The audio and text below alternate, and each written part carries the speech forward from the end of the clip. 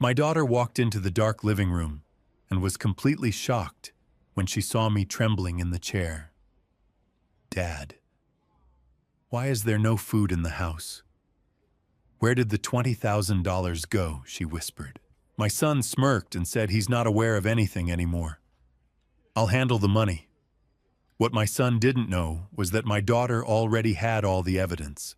She quietly pulled out a bottle of pills containing the proof. My son looked at it and froze in shock. Welcome everyone. Before the story continues, please like, subscribe, and comment where you're watching from. I'd love to know your location. Quick note: this is a fictional story created for storytelling purposes. Some elements are dramatized. Any resemblance to real people or places is coincidental, but the message is meant to be meaningful. The darkness in my own living room was so thick, I couldn't see the calloused palms of my own hands that had built half of Tucson, but now lacked the strength to even flick a light switch. I am Charles Wright, a 70-year-old retired construction foreman who spent 36 years building the skyline of this desert, now finding myself a prisoner in my own home. I sat perfectly still in the armchair, listening to the suffocating silence of a house that used to ring with laughter and the heavy thud of work boots. Now the only sound was the shallow, thready rasp of my own breathing. A thick gray wool seemed to have wrapped itself around my brain, dampening every thought before it could take shape.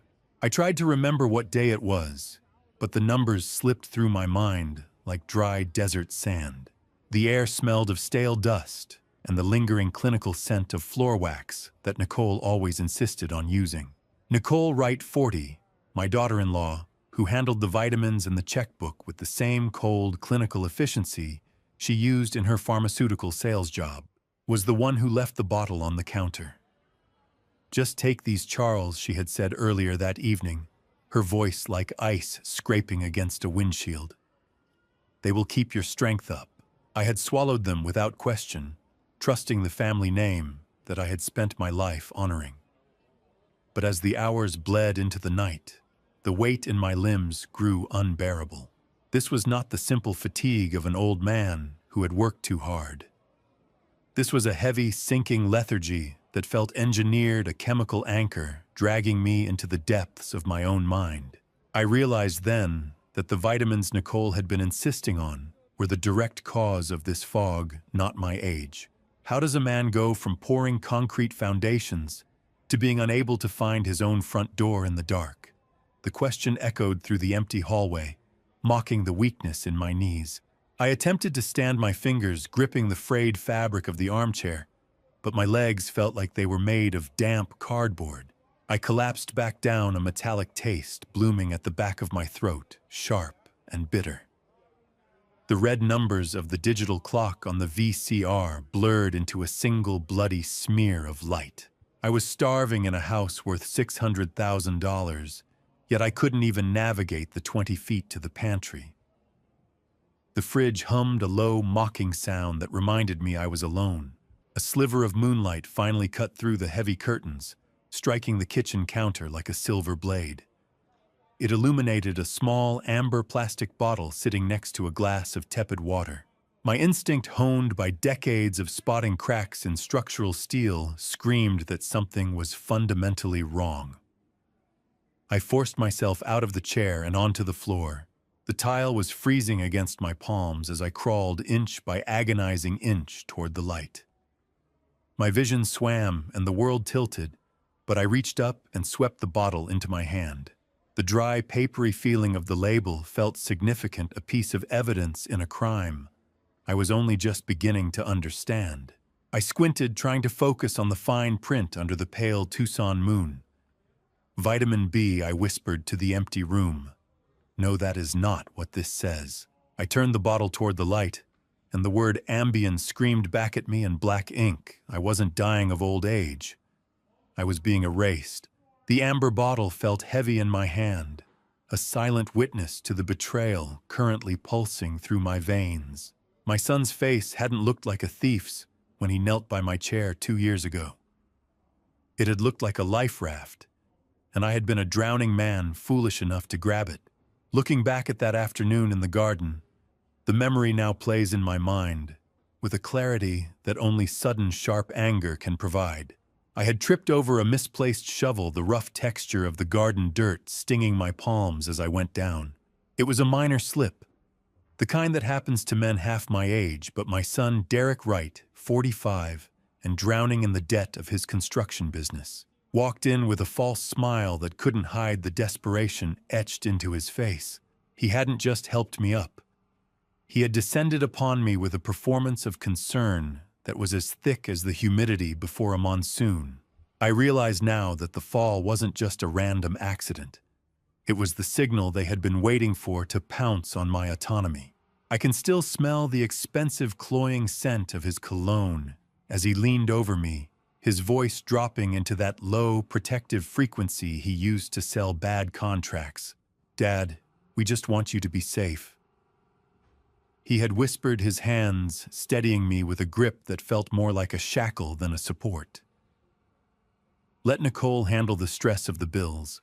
The signing of the power of attorney in 2023 felt like watching a slow-motion car crash from the driver's seat. I remember the scratch of the pen against the paper, a sound that should have warned me I was signing away my own life. "Sign here, Dad," he had said. "It's just for the emergency transfers.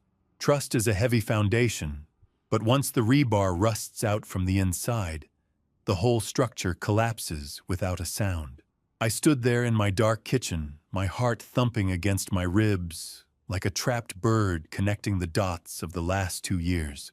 Every blackout, every moment, where I couldn't remember if I had eaten or if the sun had already set, was measured in milligrams. Nicole didn't just stumble into this arrangement. She had calculated the dosage to keep me perpetually docile, a ghost haunting my own hallways. I recall her standing in this very kitchen, the clinical citrus scent of her perfume hanging in the air like a warning. "You're just tired, Charles," she would say with a thin, sharp smile. "Age does that to the best of us." I wasn't just losing my money. I was losing the man I had been for 70 years, one vitamin at a time. The cold realization settled into my bones, sharpening my focus as the chemical fog began to retreat. I looked at the kitchen counter, realizing my life was being systematically traded for business liquidity and construction loans. I wasn't a father to them anymore. I was a liquid asset. I knew I couldn't confront them yet. As long as they believed I was a vegetable, a shell of a man waiting for the next dose, they wouldn't expect me to fight back. I reached for the heavy flour jar on the counter, the ceramic cold against my skin. I tucked the amber bottle deep into the back of the flour, burying the evidence of their crime. The man they wanted me to be was dead, but the man I actually was finally waking up. My fingers shook as they hovered over the plastic buttons of the wall-mounted phone, a relic from a time when my family still lived under this roof without secrets. The cold, coiled texture of the phone cord felt like a lifeline and a noose all at once as I pulled it toward the shadows of the pantry. For 4 years, I had let my pride act as a wall between me and the only person who might actually save me. I realized now that the silence hadn't been accidental. Derek had been the one to whisper that she was too busy, that she didn't care about the old man in Tucson anymore. He had actively sabotaged us, intercepting the very calls I was now trying to make, keeping me isolated like a job site without a foreman. The rhythmic, mechanical clicking of the landline buttons felt deafening in the hollowed-out silence of my kitchen. I forced my memory to recall the 10 digits I had tried so hard to forget. The image of our last argument in 2021 flashed before me, sharp as a jagged piece of rebar. "You are wasting that MBA, Laura," I had shouted across this very room. Teaching is a hobby, not a career. My pride had driven her away, and Derek had moved in like a squatter to claim the territory I had cleared. Now, as the line began to hum with static-filled silence, I felt the crushing weight of my own arrogance. Is an apology worth the price of a house, or is it the only thing that can truly save one? The question burned in my chest as the first ring echoed in my ear. "Pick up, sweetheart," I whispered the words, catching in my dry throat. "Please just pick up." The second ring felt like an hour. On the third, the line clicked open. "Dad." A voice said, thick with sleep and an immediate jagged edge of suspicion. "It is 2 in the morning. Is everything okay?" My daughter Laura Wright, 42, stood in my mind's eye with the same fierce intensity her mother once had. Her eyes scanning my diminished state with a professor's sharp scrutiny, even through the phone. Believe me, there is no sound more terrifying or more beautiful than the voice of a child you thought you had lost forever. "Sweetheart," I said, my voice cracking under the weight of the Ambien bottle hidden in the flour and the empty shelves of my refrigerator. "I need you to come home. Everything is wrong. Everything." I felt the hot sting of tears in my eyes, a weakness I hadn't allowed myself since the day we buried Dorothy. I told her I was sorry, that my pride was a mistake that had nearly cost me my life. There was a heartbeat of silence, a pause that felt like the edge of a cliff. I expected a lecture, a reminder of every cutting word I had hurled at her when she left for Oregon. But the power shifted in an instant. Laura didn't hesitate or demand a 10-page explanation. She immediately switched into a protective mode I didn't know she still held for me.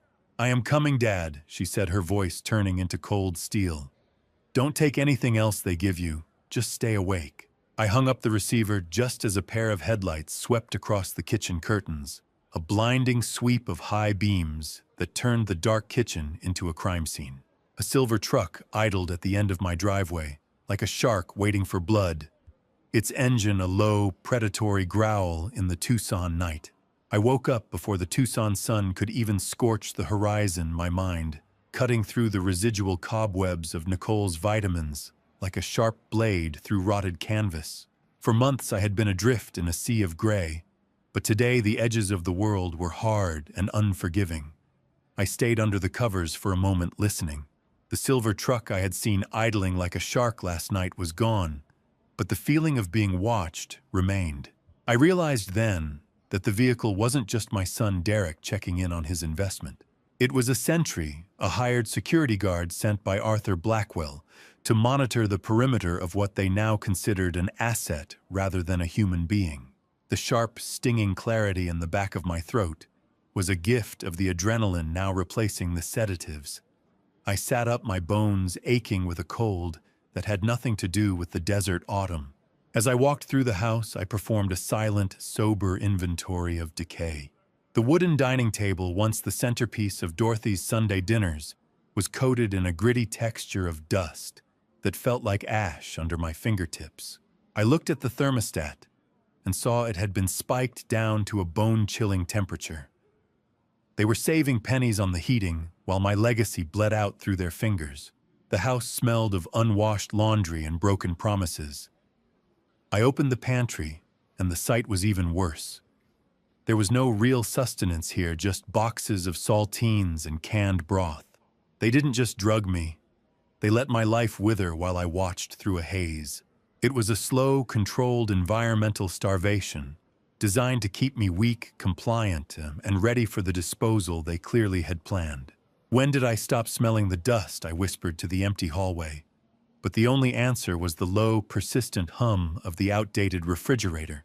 I made my way to the bedroom and knelt by the nightstand, reaching into the gap where a loose floorboard hid my old smartphone.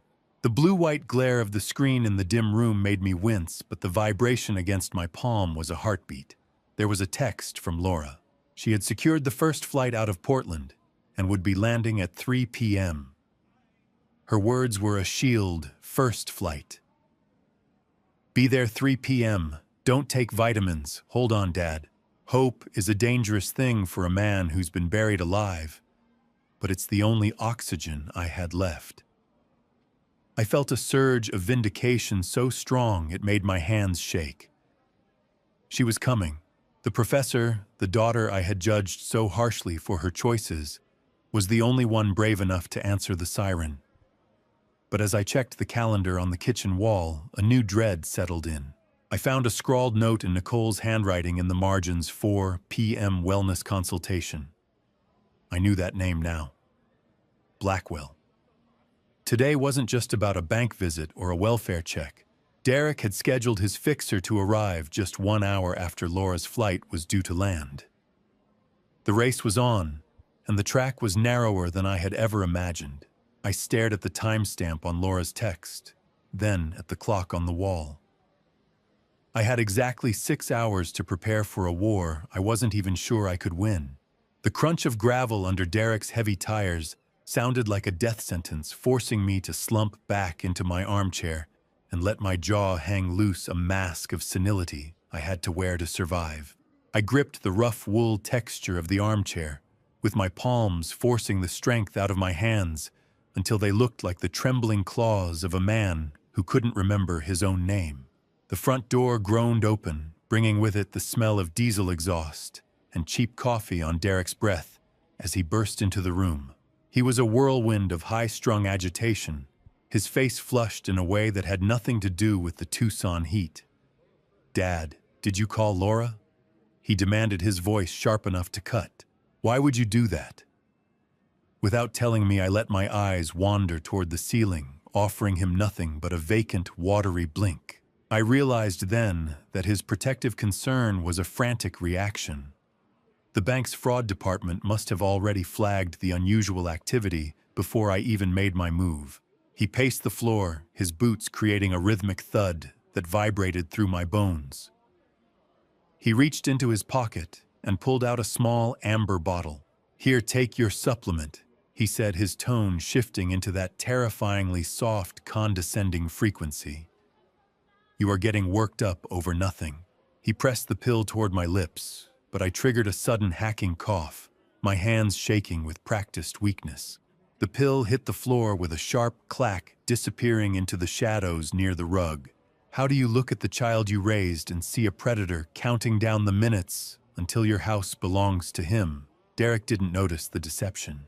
His phone chirped, and he turned away to answer a work call, his voice dropping into a desperate whisper about payroll and frozen credit lines. As I sat there in my forced silence, I was pulled back to 2021, to the very spot where Derek was now standing. I remembered my own booming voice echoing in this room, shouting at Laura that her teaching degree was a waste of a good MBA, and that she was throwing her life away. "Teaching isn't a career, Laura," I had roared. "It's a hobby for people who can't cut it in the real world." I remembered the look on her face, but more importantly, I remembered Derek. He hadn't been the peacemaker. He had leaned in, whispering in my ear that she was being disrespectful to the family legacy, actively stoking the fire of my pride. "Let her go, Dad," he had said then. "If she doesn't value what we've built, she doesn't deserve a seat at the table." The floorboards groaned under his boots, a sound I once associated with safety, now a warning of betrayal. I watched him through half-closed lids as he finished his call, his face pale. He muttered something about the city contract, a deal he had told me was close to signing being canceled months ago. My house wasn't a family home to him anymore. It was his only liquid asset left. As Derek slammed the front door, leaving me in the gathering shadows, I caught a glimpse of his truck through the window. There, sitting on the passenger seat, was a bright yellow folder with bold black lettering, "Power of Sale Notice." It was dated for next Tuesday. The war wasn't coming. It was already at my doorstep. The house grew cold as the Tucson sun dipped, but it was the sound of Nicole's key in the lock that made the blood in my veins turn to slush. I had been sitting in the gathering dark. The image of that yellow "Power of Sale" folder burned into my retinas. The front door clicked shut, and I quickly assumed the posture of the hollow man Derek expected to see. I let my head loll toward the window, my eyes vacant. Nicole entered the kitchen first, the smell of lukewarm, greasy takeout following her like a bad omen. I realized then that she was the true architect of this misery. It wasn't just Derek's desperation. Nicole was the one who had hunted down Arthur Blackwell. She was the one who suggested using the Ambien to manufacture a rapid cognitive decline, a chemical muzzle to ensure my quiet admission into memory care. She walked into the living room and set the bag on the coffee table. "You are looking a bit more alert today, Charles," she said, her voice dripping with a synthetic sweetness. "We can't have you getting overexcited before Laura gets here." She reached into her purse, and the plastic rattle of the pill bottle sounded like a rattlesnake in the dry brush. "Down the hatch now. I promised Derek I would see you settle in." She leaned over me, her eyes tracking my movement with a predatory intensity. I used a sleight of hand trick I had learned on high-rise construction sites 40 years ago to keep the boys entertained. I brought the glass to my lips, making a show of swallowing while the pill stayed pinned between my tongue and teeth. As I lowered the glass, I slid the tablet into the cuff of my sleeve.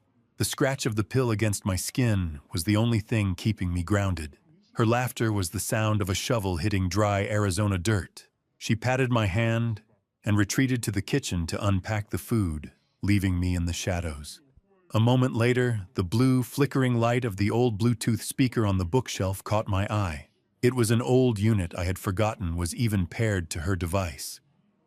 Her phone rang, and through some technological glitch or Derek's haste to connect the call, routed directly into the room. Derek's voice, tinny and laced with static, filled the space. "Is he out yet?" he demanded. "We need that signature on the final deed transfer by tomorrow morning." Nicole's voice came back from the kitchen, sounding sharp and efficient. "He is halfway there. If Laura starts asking about the pension when she arrives, tell her he spent it on the investments she was too busy to help with." When does a son stop seeing a father and start seeing a bank account with a heartbeat? The question vibrated in my chest as I listened to them discuss the notary they had already contacted for the morning. They were going to finalize the transfer and render me homeless before the sun hit its zenith. My own son was talking about me as if I were a piece of equipment to be liquidated. The Bluetooth speaker crackled with Derek's final chilling instruction. "Whatever happens, he doesn't leave that house tomorrow unless it's in a transport van." I sat in the silence that followed, a cold clarity washing over me. The trap was set, and the jaw was closing. I lay in the dark, my eyes fixed on the ceiling, counting the minutes until the doorbell would announce my only hope or my final capture. Sleep was a luxury I could not afford. Not with the memory of Derek's voice still vibrating through the Bluetooth speaker like a death sentence. He wanted me in a transport van by morning, stripped of my home and my autonomy. I spent the dawn hours rehearsing the most difficult performance of my life. I had to look broken, a fading patriarch slipping into the fog of dementia, while my mind remained a sharpened blade hidden in a velvet sheath. Every tick of the grandfather clock in the hall felt like a hammer, striking a nail into my own coffin as I watched the driveway, praying for a rental car instead of a transport van. The sunlight crawling across the floorboards felt aggressive and mocking, illuminating the dust of a house that had become my prison. I had overheard their backup plan. While they thought I was sedated, a private physician was scheduled to arrive at 4 o'clock to provide the backdated diagnosis they needed to lock me away forever. It was a race against a medical lockout, and I was running it from a stationary armchair. When 3 o'clock finally arrived, a white sedan turned into the gravel drive. My heart hammered against my ribs, a frantic bird in a cage. I saw her then. Laura stepped out of the car, and for a moment I forgot to breathe. She looked exactly like her mother, sharp, formidable, and radiating a controlled fury I hadn't seen in years. She moved with a purpose that the heavy, stale air of this house couldn't stifle. Laura didn't just walk into the room. She was a storm front rolling over a parched desert, and Derek was finally standing in the path of the lightning. I forced my muscles to slacken, slumping deep into my leather chair. I let my jaw hang slightly, my eyes unfocused, wearing the mask of the drugged invalid.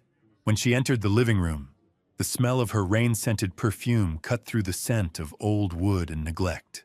I saw her face crumble, the warrior's mask slipping to reveal the grieving daughter. "Dad," she whispered, her voice cracking as she knelt beside me. "Oh God, Dad, what have they done to you?" I wanted to reach out and pull her close to tell her I was still here, but I remained still. "I'm here now," she said, clutching my cold, damp hand. I'm not leaving again. Before she could even set down her travel bag, the front door was thrown open without a knock. The heavy thud echoed like a gunshot. Derek and Nicole strode in their faces tight, with a performative concern that didn't reach their eyes. They moved like a coordinated unit, intent on severing the connection before it could take root. Laura Nicole cried out, her voice a shrill imitation of warmth. "We didn't expect you until this evening. Dad is having a very difficult afternoon, very confused. It is probably best if you check into your hotel first and come back when he is more stable." I watched them through hooded eyes, feeling the heat of Laura's indignation rise beside me. "How do you tell your daughter you are sane when you have spent months pretending to be a ghost?" "I didn't fly across the country to go to a hotel." Laura snapped, her voice like ice. "I am staying right here." Nicole stepped forward, the sharp, paper-cut sound of a legal folder opening filling the silence. She reached into her bag and pulled out a thick stack of legal documents, her eyes locking onto mine with a cold, predatory gleam. "Charles, dear, it's time to sign those papers Derek mentioned." I watched the ink in the fountain pen tremble just above the signature line, a drop of black liquid threatening to end my life, before Laura's hand clamped down on Nicole's wrist like a steel trap. The predatory gleam in Nicole's eyes flickered, replaced by a momentary flash of shock. "Put the pen down," Laura said, her voice steady and dangerous. "My father isn't signing a grocery list, let alone a legal transfer in this condition." I remained slumped in my chair, projecting a glazed, faraway look, though inside I wanted to cheer. Derek stepped forward, his face flushed with a mixture of annoyance and poorly concealed panic. "We're only trying to help Laura," he argued. "You haven't seen his episodes. You don't know how bad it gets." Laura didn't flinch. She stood her ground, her academic posture adding an invisible weight to her authority. "I'm seeing everything I need to see right now," she snapped. "This house is a disaster. My father is practically catatonic, and you're shoving contracts in his face before I can even get him a glass of water. Get out. Both of you." Derek tried to protest, mentioning the doctor coming at 4, but Laura threatened to call the police for trespassing. The shame of a potential public scene in the driveway finally forced them to retreat. The hollow sound of the front door slamming felt like the first breath of fresh air in months. The air in the house was thick with the scent of pine cleaner and betrayal, a chemical mask over the rot underneath. Once the house fell quiet, I felt the weight of the silence press against my ears. Laura didn't come to me immediately. Instead, her demeanor shifted from warrior to investigator. I watched through half-closed lids as she began a methodical sweep of the kitchen. She pulled open cupboards, noting the lack of protein and the barren shelves. When she reached the pantry, she began moving jars. She found the amber bottle I had hidden in the flour jar. I saw the gritty feel of flour on her fingertips as she pulled it out, her face going pale as she read the label. Ambien, not B12, not a heart pill, a chemical muzzle. "Dad, I found it." She whispered, her voice trembling with cold fury. "Why is there a bottle of prescription sedatives in the flour?" I forced my voice to sound weak, sticking to the roll for just a few moments longer. "Nicole." She said they were for my heart, my memory. Laura's eyes didn't just show pity. They showed a dawning realization of a crime. She kept digging, moving to the trash can under the sink. Beneath a layer of paper towels, she pulled out a second bottle, this one completely empty, suggesting they were doubling the dosage whenever a big decision or a bank statement was due. My stomach churned at the confirmation of what I had suspected. They weren't just managing me. They were erasing me. Laura walked back into the living room, the evidence clutched in her hand. She looked at me, really looked at me, and I saw the moment she realized I was more present than I appeared. But before she could speak, I tilted my head ever so slightly toward the ceiling. I had noticed it earlier, the sharp, rhythmic clicking that shouldn't be there. Laura followed my gaze up, her eyes narrowing at the smoke detector near the hallway vent. A tiny blinking red light sat nestled inside the casing, a digital eye watching our every move. The sight of the power of sale folder Nicole had tried to hide on the end table suddenly felt less threatening than that small electronic betrayer. Laura leaned in close, her lips barely moving. "They're listening, Dad." Every word. The screech of Laura's Sharpie against a yellow legal pad was the only voice we had left in a room that had grown ears, each stroke a silent scream against the shadows. I watched the persistent, mocking blink of the red camera light in the vent, a digital sentinel Derek had installed to monitor my decline. We didn't dare speak aloud. The air in the living room was stagnant, smelling of Sharpie fumes and the metallic tang of fear. Laura sat on the floor by my feet, the yellow pad resting on her knees. She wrote 4 words in bold, aggressive ink. "Tell me the numbers." I took the pen from her, my hand still a bit shaky from the lack of real food, and began to detail the architecture of my ruin. I wrote about the $20,000 monthly pension and the power of attorney I had signed under what I now knew was a drug-induced fog. I watched her eyes widen in horror as I scratched out the timeline of my compliance. I signed it. I wrote the ink bleeding into the paper. I thought I was helping him. Laura took the pen back, her jaw tight. "You weren't helping him, Dad," she wrote beneath my confession. "You were funding his burial of the truth," as she wrote. A cold, sinking feeling settled in my gut.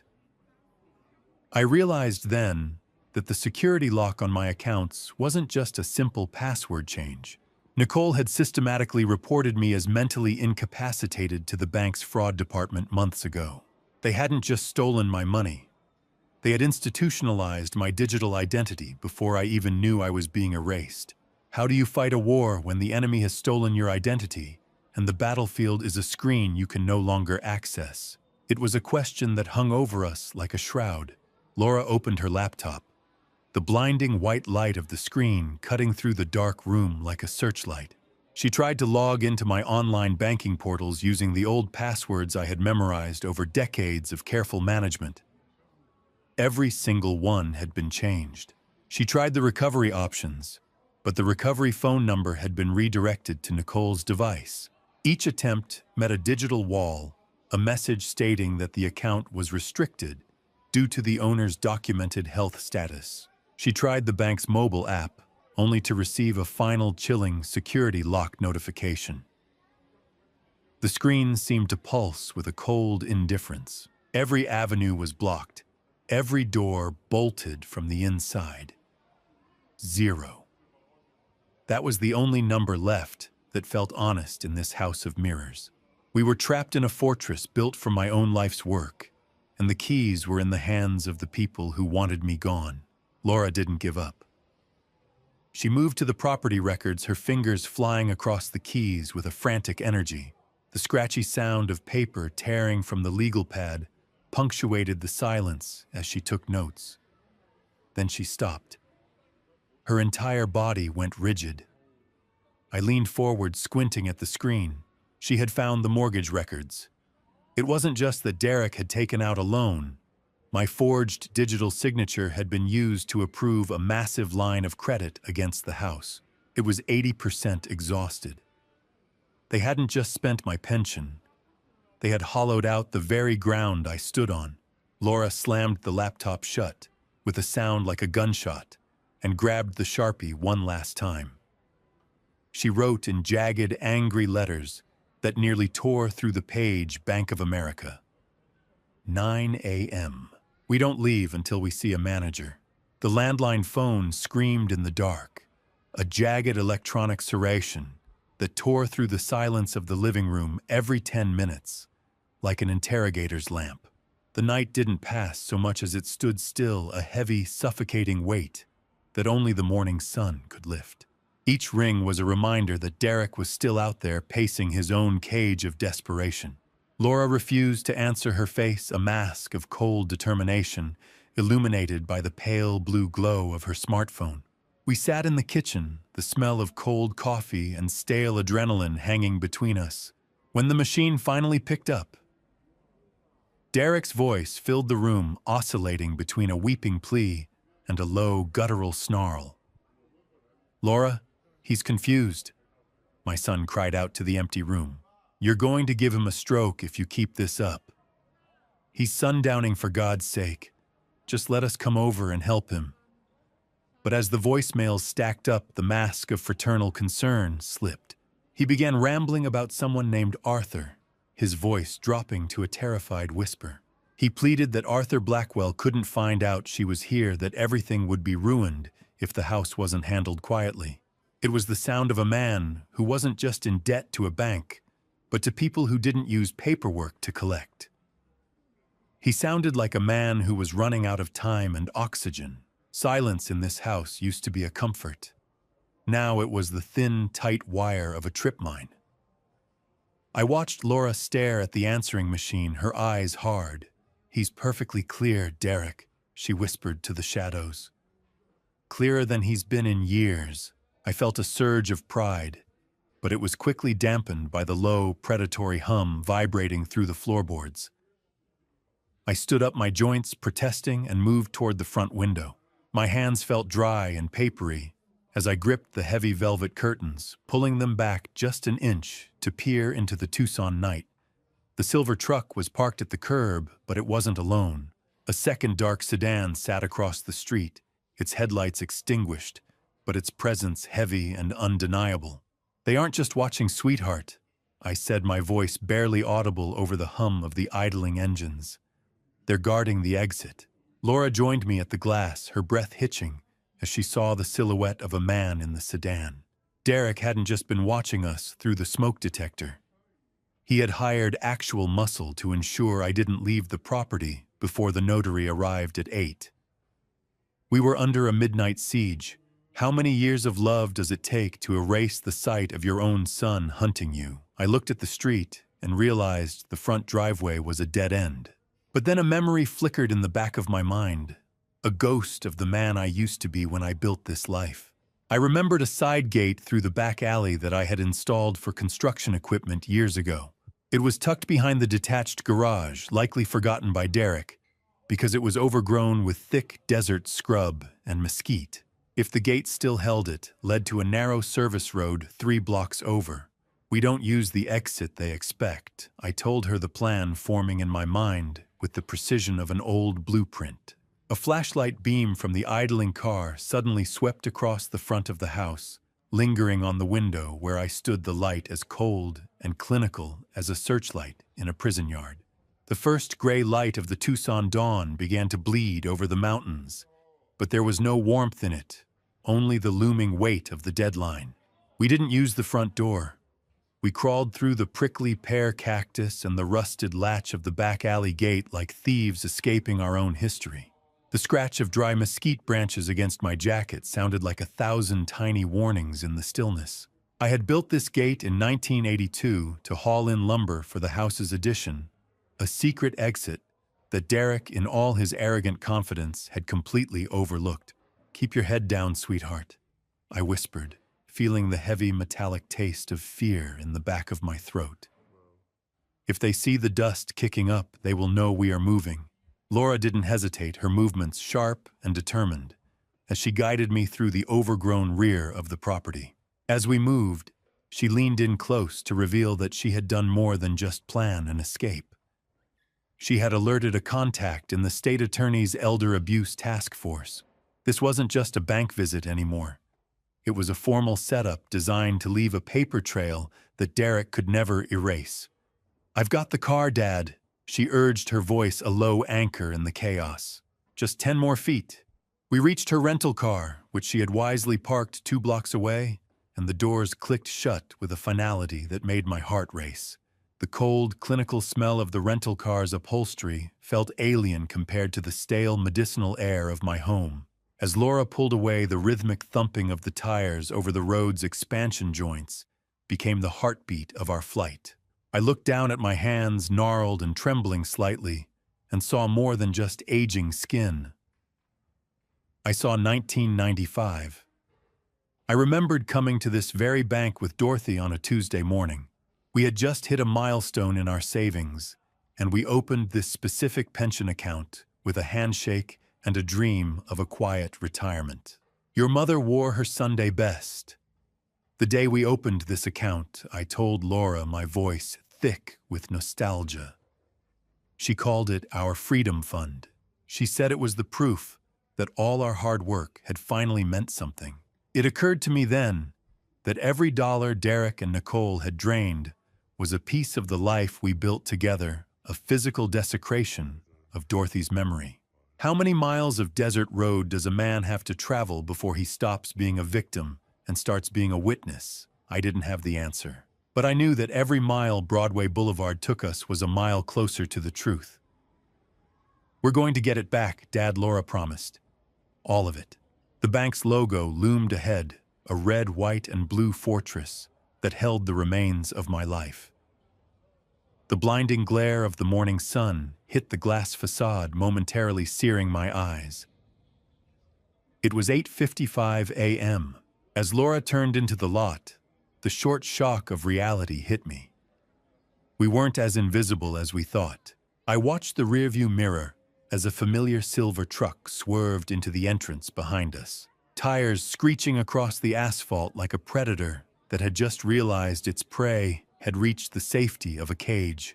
Derek. I realized with a sickening jolt that the security team outside the house must have GPS tracked Laura's phone. I saw the reflection of Derek's truck in the glass doors as we approached the entrance. His face contorted in a mask of desperate rage as he threw his door open while the vehicle was still rolling. The air conditioning of the lobby hit me like a wall of ice, but it wasn't enough to cool the fire in my chest. I didn't wait for the teller to greet us. I walked straight past the velvet ropes, my old foreman's gate returning, as I headed for the door labeled James Richardson, branch manager. Behind me, the heavy glass doors swung open with a violent thud. Derek burst into the bank, his face a mask of sweating, frantic panic that looked more like guilt than concern. He lunged toward me, trying to catch my arm to pull me back toward the exit. "Dad, don't do this," he pleaded, his voice cracking. "You're confused. Let's just go home and talk." I felt his fingers brush my sleeve, but before he could get a grip, Laura stepped between us. Her voice was a whip crack that stopped the entire lobby in its tracks, freezing the tellers behind their glass partitions. "Touch him again, Derek, and I'll have the security guard put you in zip ties," she promised. Her eyes were twin points of steel.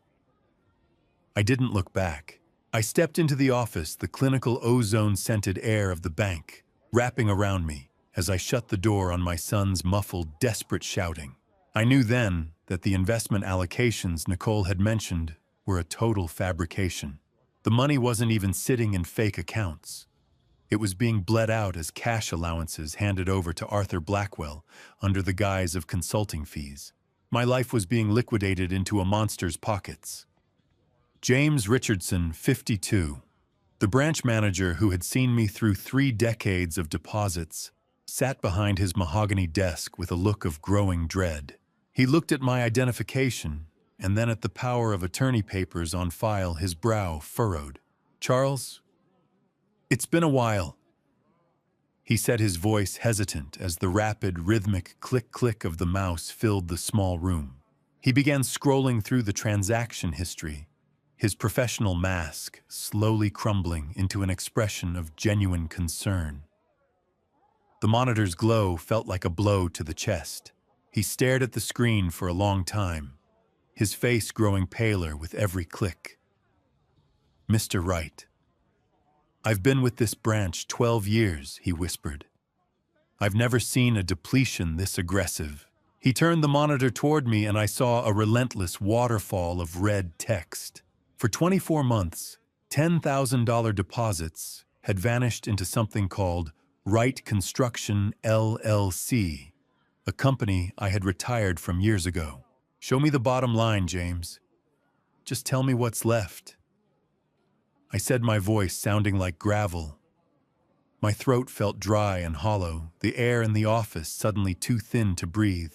How do you count the value of 36 years of sweat when it's been reduced to a 3-digit number on a screen I thought of Dorothy and the Sundays we spent planning our quiet future, a future that was currently being erased by a computer cursor. The blinding white light of the spreadsheet on the monitor seemed to burn into my retinas. Richardson hesitated, his eyes refusing to meet mine as he clicked one final time. "There's one more thing, Charles," he said, his voice barely audible over the hum of the office. "A final transfer of $50,000, your entire emergency savings, was authorized just 2 hours ago. It's still in the processing queue." He cleared his throat, a look of profound sorrow crossing his face. $327, Charles. That is all that remains of your life's work." The room went silent, the kind of silence you only find at the bottom of a deep, dark hole. $327. The number felt like a physical blow, a cold weight pressing against my chest, until the air in James Richardson's office felt too thin to breathe. I didn't hesitate. I gripped the bank manager's fountain pen with the same steady resolve I once used to sign off on a skyscraper's foundation, and I initiated the destruction of my son's lies. The scratch of the expensive pen on the heavy affidavit paper was the only sound in the clinical space. "If I sign this, James, what happens to the money?" I asked, my voice gravelly but firm. "Everything connected to these transfers stops moving, Charles." He replied, his face illuminated by the sharp, clinical glare of the computer screen. "A hard freeze on all outgoing funds, including the accounts for Wright Construction, LLC. Immediately." "Good," I said, leaning back as the sharp smell of laser-printed documents filled the air. "I'm tired of being the only one standing still." Laura stood beside me, her hand a warm, grounding weight on my shoulder. As I finished the final signature, a ripple of digital consequences began to spread through the bank's internal security protocol. James explained that because of the sheer volume of pension funds involved and the documented sedation I had endured, this was no longer a simple civil matter. The hard freeze would automatically flag these transactions for the Federal Crimes Division. Is it still a betrayal if you're simply handing back the shovel your son used to bury you? I didn't feel like a father in that moment. I felt like a judge. Less than 5 minutes after the ink dried, the rhythmic vibration of Laura's phone on the mahogany desk made us all jump. The caller ID displayed Derek's name. Laura glanced at me and I nodded. She tapped the speakerphone icon. The speaker crackled with a sound like tearing metal, my son's soul coming apart. "What did you do?" Derek screamed, his voice unrecognizable, high-pitched, frantic, and filled with a cornered animal's rage. "The account is locked. I have crews on site. Laura, I have payroll due in an hour. My suppliers are calling me saying their payments were clawed back." He was hyperventilating, the tinny, distorted screaming filling the quiet office with a sense of impending collapse. "You have 48 hours of my sweat in your veins, Derek," I said, my voice cutting through his hysterics. "Not another drop. You've just killed the company, Dad," he wailed. "You've destroyed us. I have obligations. I have people I owe." The cold, dry air of the office hit my damp forehead as the reality of his desperation settled in. Then his panic took a sharper, more dangerous turn. "You don't understand." He choked out, accidentally revealing the depth of his rot. "I didn't just spend the cash. I had to co-sign a massive high-interest loan using your identity, Dad. Arthur Blackwell was the facilitator. He's the one who made the numbers work on the back end." Derek's voice dropped to a terrifying low whisper that made the hair on my neck stand up. "You think you won, Dad? You just signed the foreclosure on your own front door. If Blackwell doesn't get his VIG because the accounts are frozen, we don't just lose the business. We lose everything." I stared at the black screen of the phone long after the line went dead, the silence heavier than the shouting. Derek's final words about the foreclosure vibrated in the humid air of the car like a death knell. I felt a cold, sharp determination settle over me, a hyper-focused clarity that usually only came when I was fixing a broken engine. But this time the machine was my life. and someone had intentionally poured sugar in the tank. I pulled Arthur Blackwell's business card from my pocket. As we walked toward the car, the embossed gold lettering feeling like a splinter under my skin. The sun caught the edges of the card, blinding me for a second. A gilded reminder of the man who had helped my son dismantle my world. Arthur Blackwell, 56, was a shadow with a law degree and a Phoenix address, a man who had built a career on the ruins of people like me. We climbed into the rental car, the smell of hot asphalt and ozone trailing us inside. Laura didn't start the engine immediately. Instead, she took the card from my shaking hand and began typing furiously into her phone. The rhythmic tapping of her fingernails on the glass was the only sound against the hum of the AC fighting the Tucson noon heat. After a few minutes, her face went pale, then hardened into a mask of pure academic fury. She turned the screen toward me, showing a series of archived news articles and legal filings. My heart sank as she scrolled through the data. It turned out that Blackwell's firm wasn't just an outside consultant. His shell company was the primary lien holder on my house. He was the advisor who had told Derek to take the loan and the executioner who would pull the lever when it failed. A fixer is just a vulture with an MBA and a clean suit. He's a ghost, Dad. Laura said, her voice dropping an octave as she read from a 2019 investigation into moved assets in Phoenix. Derek didn't find him in the yellow pages, did he? I asked, my own voice sounding thin and old in the cramped space. No. Blackwell finds the desperate ones, she replied. He's a fixer for criminals in ties. I felt the dry, dusty feeling of the paper deed copies in the glove box, a stack of evidence that my own blood had signed my life away to a man who specialized in finding legal loopholes to drain family estates to pay off corporate creditors. He used you as a shield, Dad. He put your name on the debt so Blackwell could walk away with the cash. I'm scared, sweetheart, I admitted, my hand going to my chest. I've never fought a ghost before. You don't have to, she said. And for a moment, the daughter I knew was gone, replaced by a warrior. You have me, and I'm going to take everything they stole back. This wasn't a business failure. It was a harvest. As we finally pulled out of the parking lot, the weight of the situation shifted. I realized that if the business account was frozen by the fraud, affidavit, Blackwell wouldn't wait for a legal process. He likely had an immediate default clause triggered the moment the bank flagged the suspicious activity. I had 24 hours to save my home. Laura gripped the steering wheel so hard her knuckles turned white as marble. What if they needed you gone, Dad? Not just broke gone. The drive home felt longer than the 30 years I had lived in that house, every mile a step closer to a confrontation I was not sure I could survive. My hands gripped the steering wheel so tight, my knuckles felt like they might burst through the skin. Beside me, Laura was a silent engine of kinetic energy, her eyes scanning the rearview mirror, as if expecting Blackwell himself to materialize out of the desert heat. When we finally pulled into the driveway, the normalcy of the neighborhood felt like a lie. The front door did not resist. It swung inward with a heavy, mocking silence that told me our sanctuary had been breached while we were fighting for my life at the bank. I knew I had locked it. I could still feel the phantom click of the deadbolt against my thumb from earlier that morning. A cold draft hit my face, smelling of dust and something metallic. I followed the air to the back of the house and felt my stomach drop. The back alley gate, my private escape, and the one secret I thought I held over this property stood wide open. They had not just entered. They had moved through my home with the confidence of owners.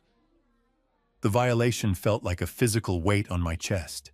In the living room, the precise order I had maintained for decades had been surgically dismantled. My locked file cabinet sat in the corner, its drawer slightly askew. I ran my fingers over the rough texture of the jimmied metal, the smell of forced steel hanging in the air. The fireproof box was gone. Inside that box were the original property deed copies, the only physical proof of a life built on honest labor. I looked at Laura, my voice a jagged whisper. I locked this, Laura. I remember the click of the deadbolt. She did not look surprised, only grimmer. They are not looking for jewelry, Dad. They are looking for the original signatures. A home without a lock is just a box waiting to be emptied. And as I stood in my own living room, I realized I was standing in a hollowed-out shell. We moved to the kitchen, where the heavy thudding silence of the house seemed to grow thicker. The trash can had been overturned, but it was not a random act of vandalism. Scattered yellowed papers littered the tile floor. Laura knelt, sifting through the mess with a surgeon's focus. She pulled a sheaf of papers from the pile and held them up. My medical discharge papers from the hospital, the ones from my fall back in 2023, were gone. So were the prescriptions for the heavy sedatives I had been taking during my recovery. My heart hammered against my ribs. Why would they want my old medical records, I asked. Laura's eyes met mine with a look of calculated coldness. They are building a case to lock you away, and they are using your own history to do it.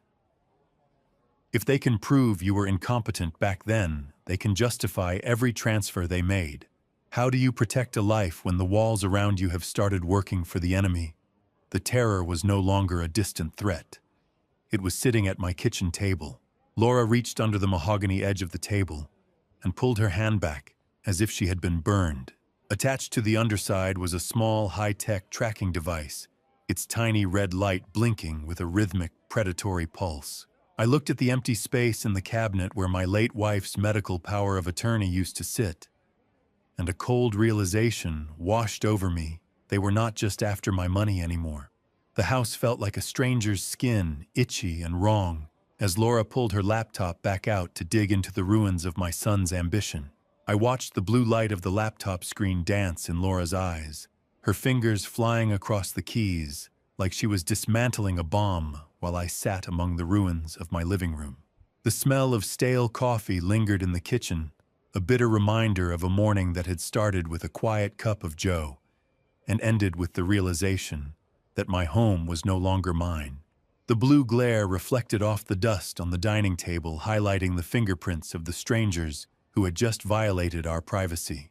I felt the dry, papery feel of my throat as I swallowed, but the water in my glass tasted like copper.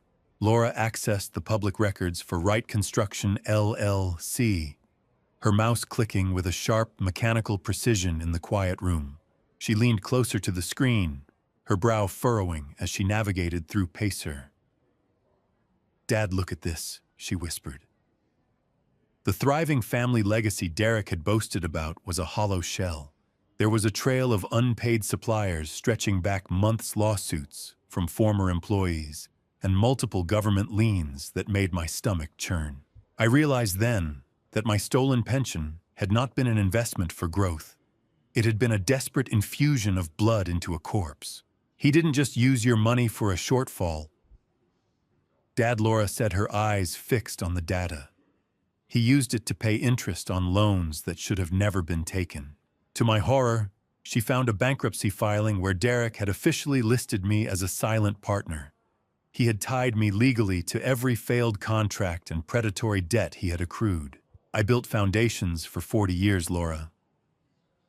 I know when a structure is terminal, I said, my voice barely audible over the hum of the laptop fan. How much does a son have to hate his father to make him the captain of a sinking ship he didn't even know he owned? The investigation reached a fever pitch as Laura pulled up a consolidated debt statement. The total liabilities were staggering. $850,000. That's not a business debt. That's a black hole? I gasped. The amount was far more than the equity in my home, more than everything I had saved. And you're the one standing at the edge of it, Dad, Laura replied, her face grim. He tied your name to every cent of it. I realized Derek had gambled everything on a municipal contract that likely never existed, using me as the ultimate collateral for his greed. Numbers don't lie. Sons do. I felt a cold dread settling in my bones. Every time I had been confused or drugged during my recovery, they had been moving pieces on a board I could not see. Laura's fingers slowed as she found a recent wire transfer.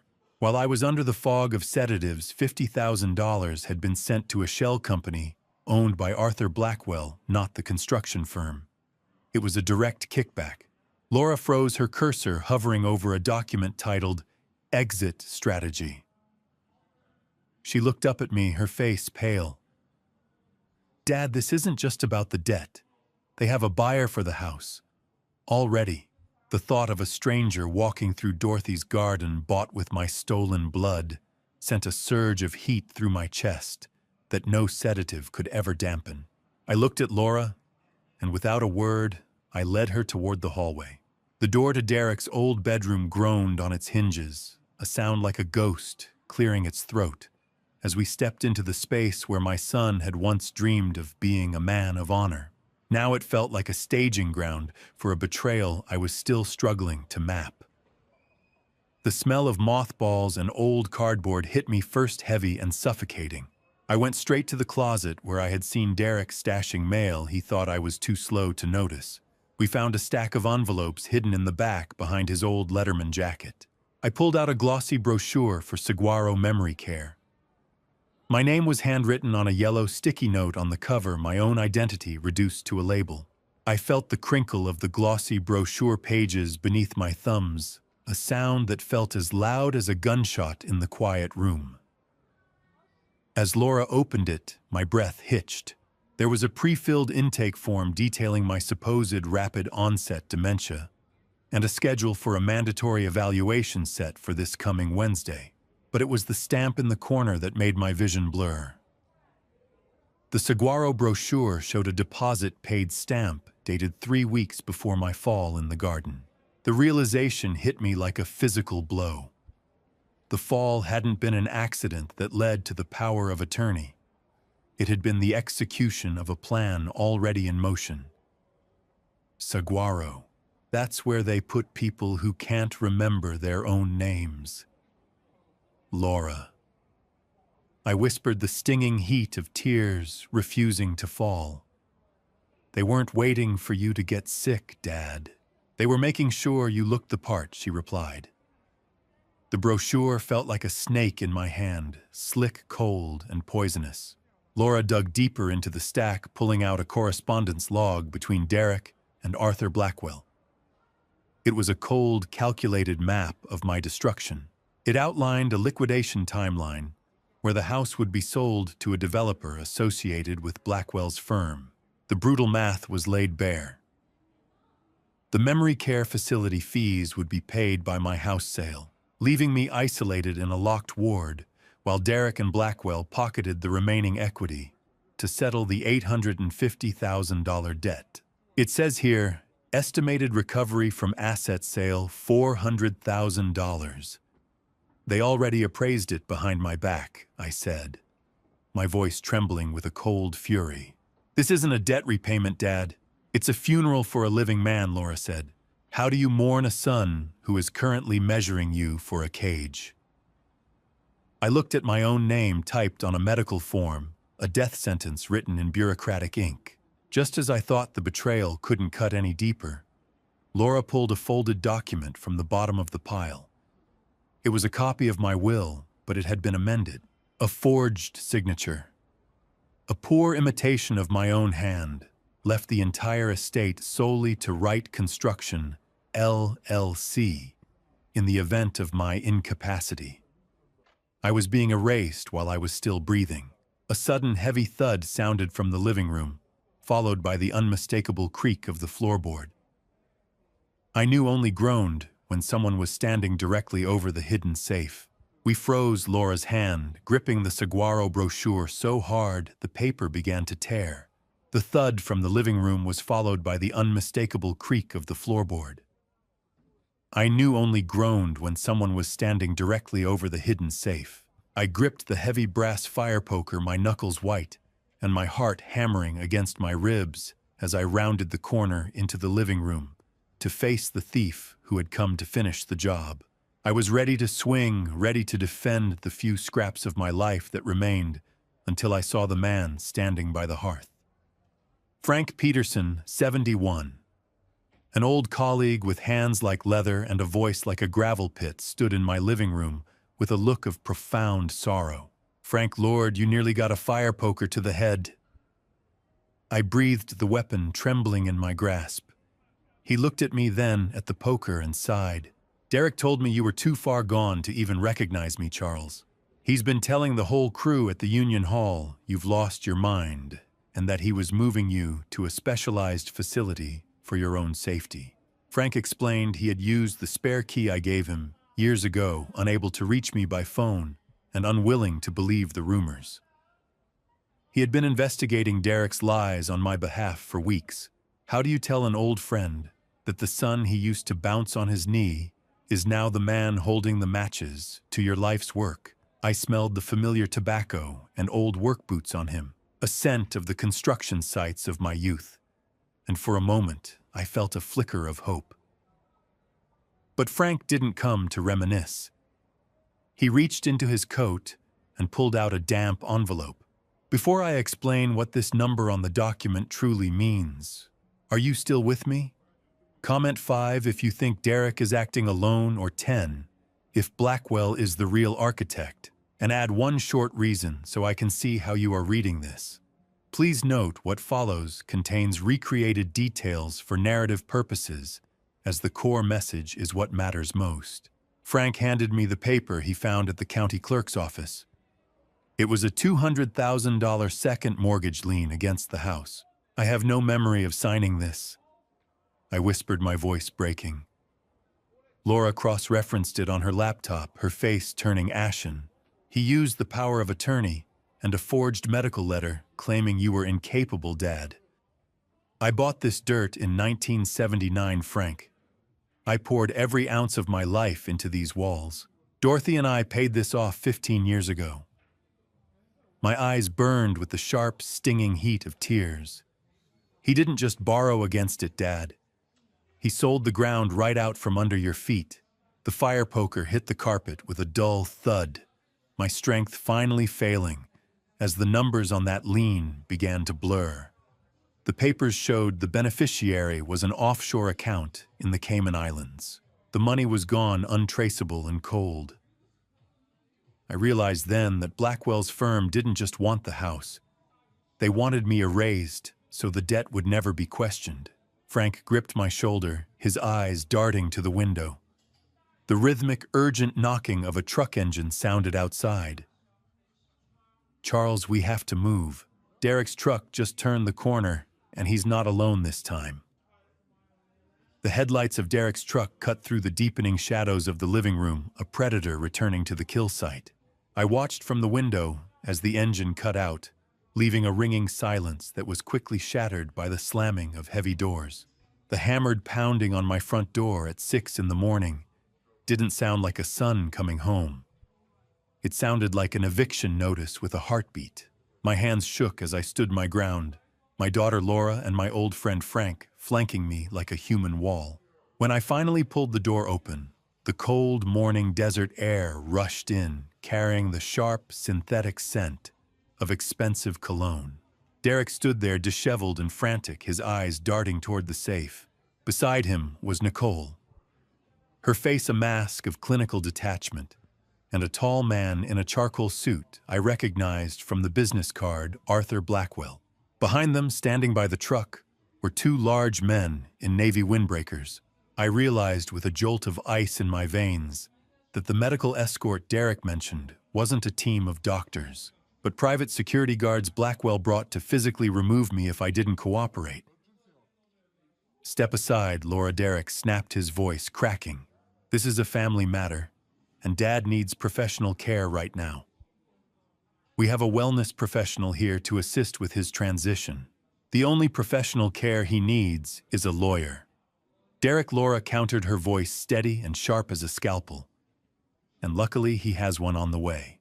Blackwell moved through my living room like a shark in a koi pond, smooth, silent, and looking for the softest place to bite. He didn't raise his voice, but the dry, rasping sound of his silk suit as he stepped past Derek filled the space with a terrifying legal precision. "Mrs. Wright?"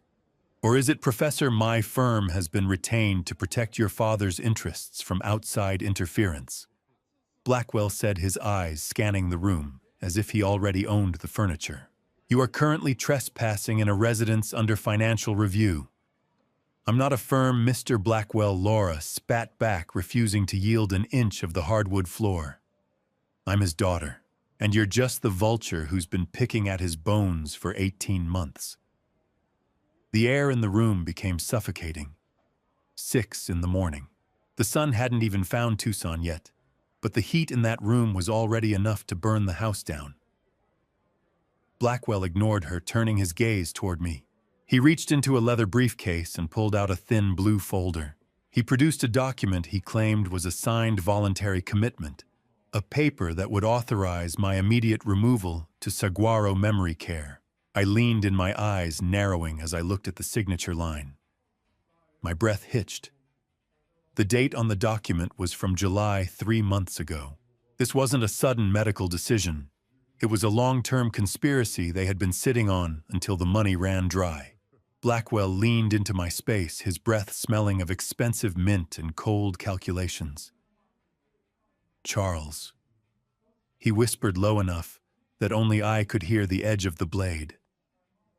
Make this easy. Otherwise, the police I've already called won't be coming to help you. I didn't back away.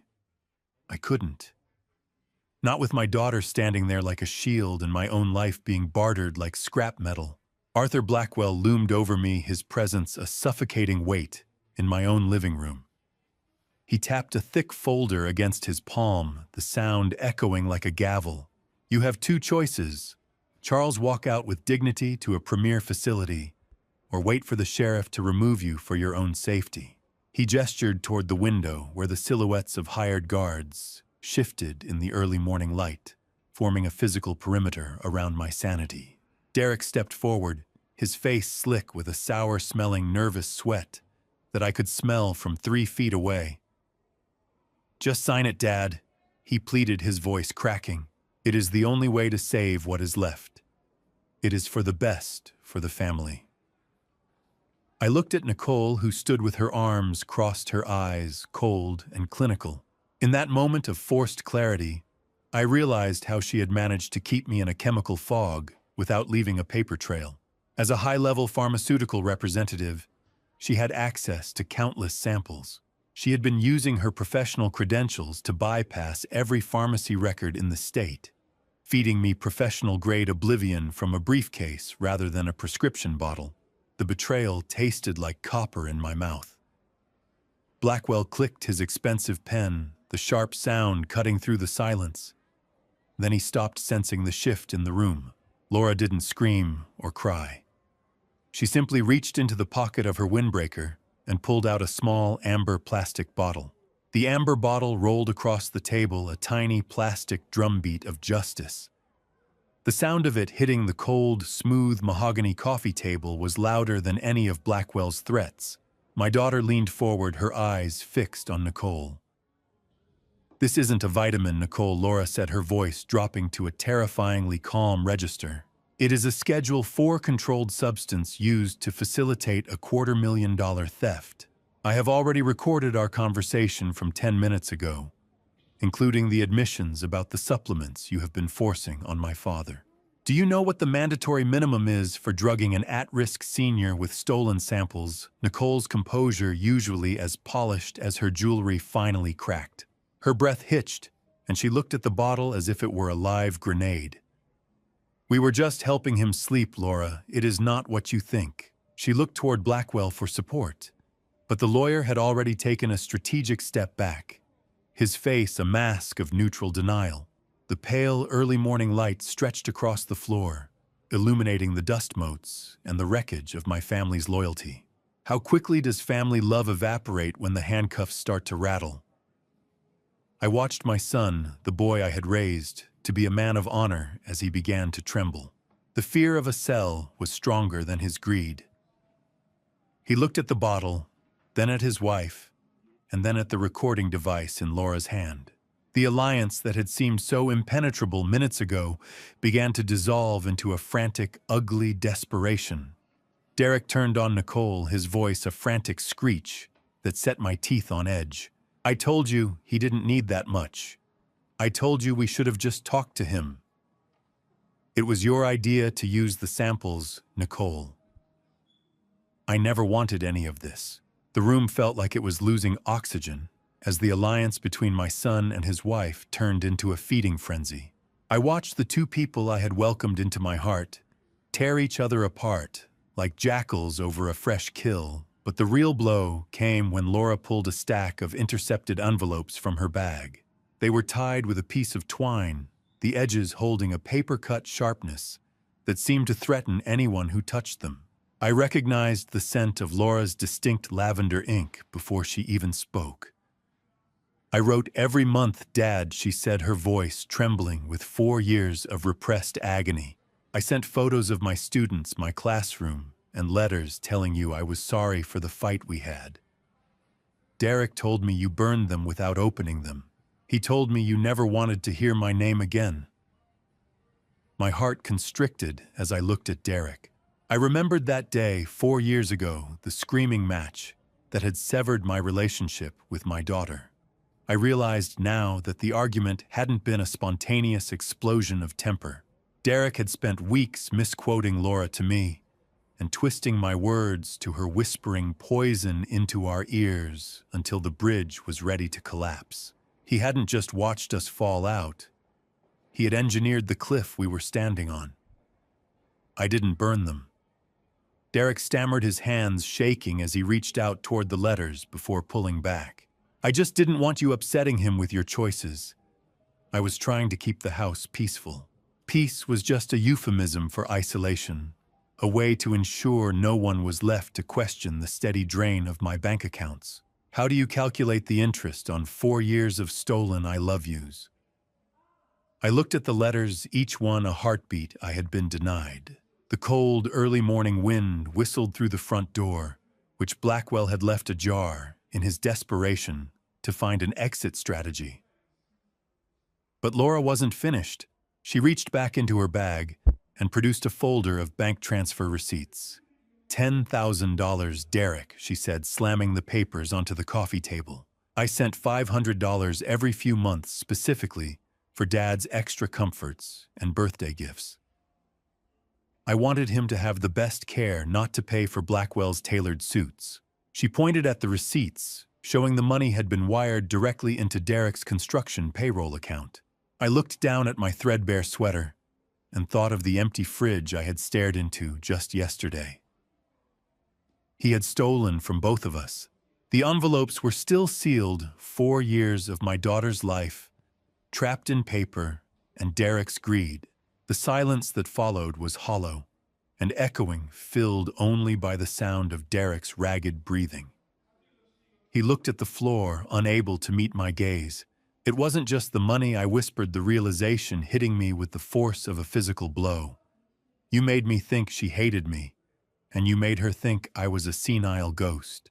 You let me grieve for a daughter who was still reaching out. Derek let out a dry, hacking sob, his resolve finally disintegrating.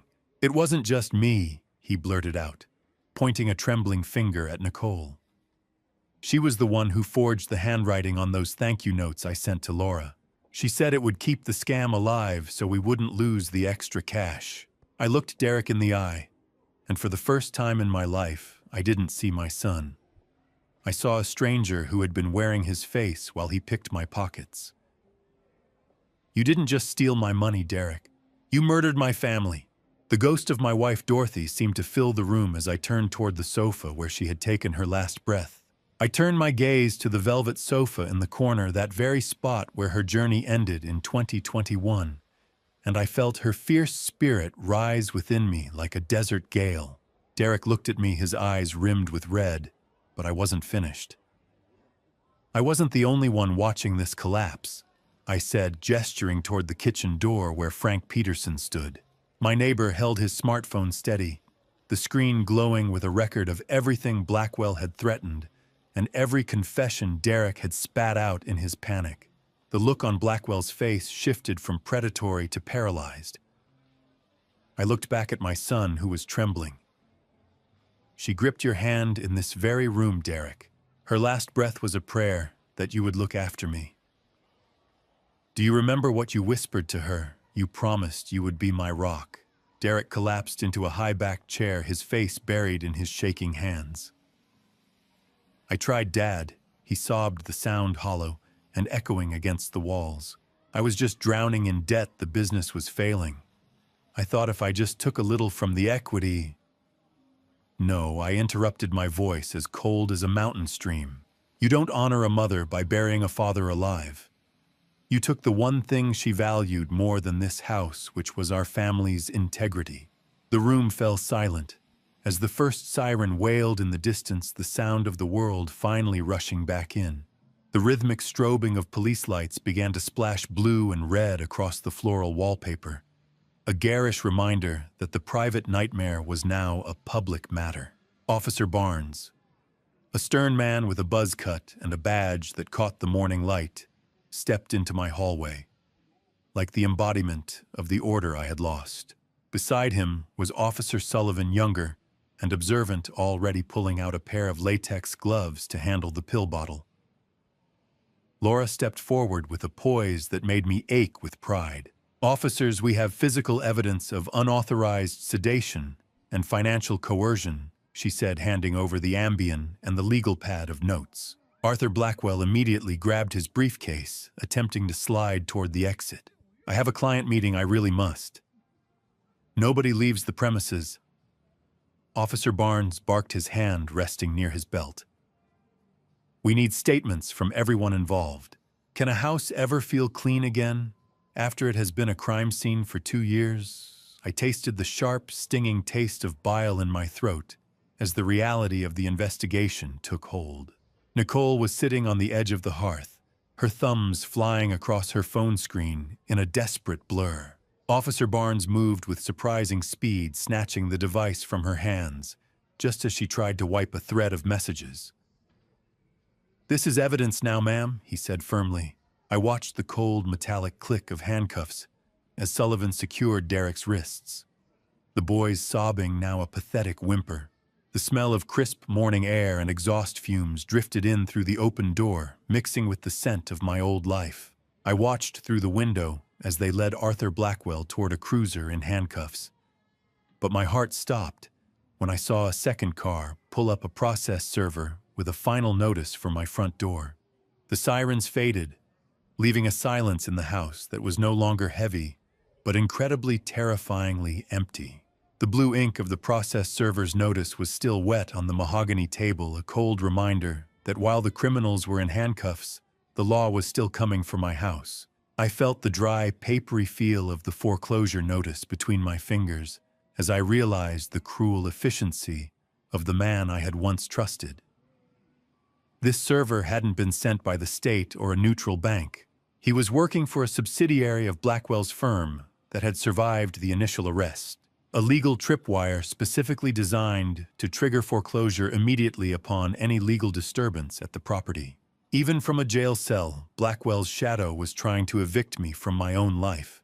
2 weeks after the arrests, I found myself in a room that smelled of old leather and expensive stationery.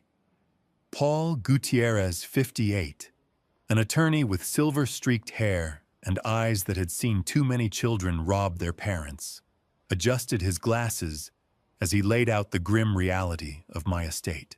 He sat across from Laura and me, the sharp, rhythmic ticking of a desktop clock on his mantle marking the seconds of my dwindling legacy.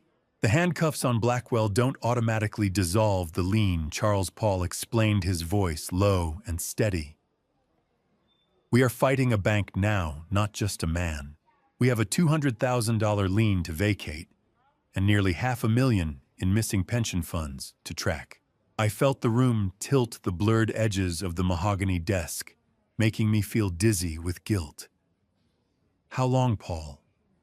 How long before they take the keys? He didn't sugarcoat it. The holding company is pushing for expedited foreclosure. Unless we can prove fraudulent inducement in record time and get the lien declared void, they'll proceed with the sale in 60 days, maybe less. The next morning, Paul brought us to a sterile conference room on the third floor of Bank of America's regional headquarters. The smell of industrial coffee and cold air conditioning filled the space as we sat across from three stone-faced bank representatives, a senior vice president named Catherine Reeves, a risk management director, and a corporate attorney who introduced himself only as counsel. Laura sat beside me, her legal pad already covered in notes, her pen poised like a weapon. Paul opened with precision, laying out a thick binder of evidence on the polished table. My client, Charles Wright, was systematically drugged with prescription sedatives over an 18-month period, while his son, acting under a fraudulently obtained power of attorney, transferred nearly $500,000 from his pension account. Your institution approved a $200,000 second mortgage lien against a property that was already fully paid off, using forged medical documentation, claiming my client was mentally incapacitated. The bank attorney leaned forward, his fingers steepled. Mr. Gutierrez, the power of attorney, was notarized and filed in accordance with state law. The medical letters were submitted by a licensed family member. We followed protocol. Protocol, Laura's voice cut through the room like a scalpel. Your protocol allowed a son to drain his father's life savings while he was being chemically sedated. Your protocol didn't include a single welfare check or a phone call to verify the legitimacy of transfers that violated every pattern in my father's 40-year banking history. Catherine Reeves shifted uncomfortably, her eyes flickering to a printout of my account history. We understand your frustration, Professor Wright, but the bank is not liable for family disputes. The lien was approved based on the documentation provided. The documentation was fraudulent. Paul countered, sliding a medical affidavit across the table. This is a sworn statement from my client's primary care physician, confirming he was never diagnosed with dementia or cognitive impairment. The letters submitted to your loan department were forgeries created by Arthur Blackwell, a man now under federal indictment for elder financial abuse and fraud. The risk management director cleared his throat, his face pale. If the lien is declared void, the bank loses $200,000. That's not a decision we can make in this room. Paul leaned back, his voice dropping into a deadly calm register. Then let me make this simple. You have two choices. Option 1, we go to court. I file a lawsuit alleging negligence, failure to protect a vulnerable senior, and complicity in a fraud scheme. The discovery process will expose every shortcut your loan department took to push this through. The press will have a field day with a 70-year-old retired foreman who was drugged and robbed while your bank looked the other way. How do you think that plays in a jury trial? The silence in the room was suffocating. The corporate attorney's jaw tightened. Option 2. Paul continued. You declare the lien void due to fraudulent inducement. You absorb the $200,000 loss as the cost of failing to perform adequate due diligence. In exchange, my client agrees not to pursue civil litigation against the bank for oversight failures. You walk away with your reputation intact. He walks away with his home. Catherine Reeves exchanged a long, tense look with the attorney. The rhythmic hum of the conference room's ventilation system filled the silence. Finally, she spoke. We would need a full release of liability. No future claims, no press statements, no social media. Paul glanced at me, his eyebrow raised in a silent question. I looked at Laura, whose eyes were fierce and unwavering. I thought of Dorothy, of the 36 years I had poured into that house of the garden where her ashes rested. I nodded. Done, Paul said. But the lien gets removed today. Not next week. Today. 20 minutes later, I watched Catherine Reeves sign the release order, the scratch of her pen on the legal document sounding like the closing of a tomb. The $200,000 lien against my home was officially dissolved. The house was mine again. But the victory tasted hollow. After Paul finished the assessment and the bank representatives left, he stepped out to make a copy of the settlement agreement. My eyes wandered to the ledger on his desk, landing on a receipt for a massive retainer payment. Retainer paid $25,000. Source, Laura Wright. The number burned like acid in my eyes. I looked at the document, then at my daughter, who was quietly reviewing the settlement terms. Laura, I thought the bank was deferring the fees while the investigation was pending. I whispered.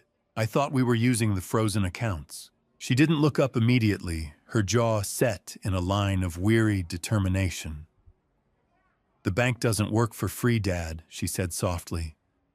But I do, Paul returned, and seeing my confusion, he added a detail that felt like a physical blow to my chest. He mentioned that the wire transfer had come from her Portland equity fund, the money she had spent a decade saving for her own home. My breath hitched as the realization settled in. She hadn't just paid a bill. She had liquidated her entire future to patch the holes her brother had punched in mine. I learned then that she had already sold her car and taken an indefinite sabbatical from her university chair position just to stay in Tucson and manage this wreckage. I gripped the edge of the desk, my voice a broken whisper as I looked at my daughter.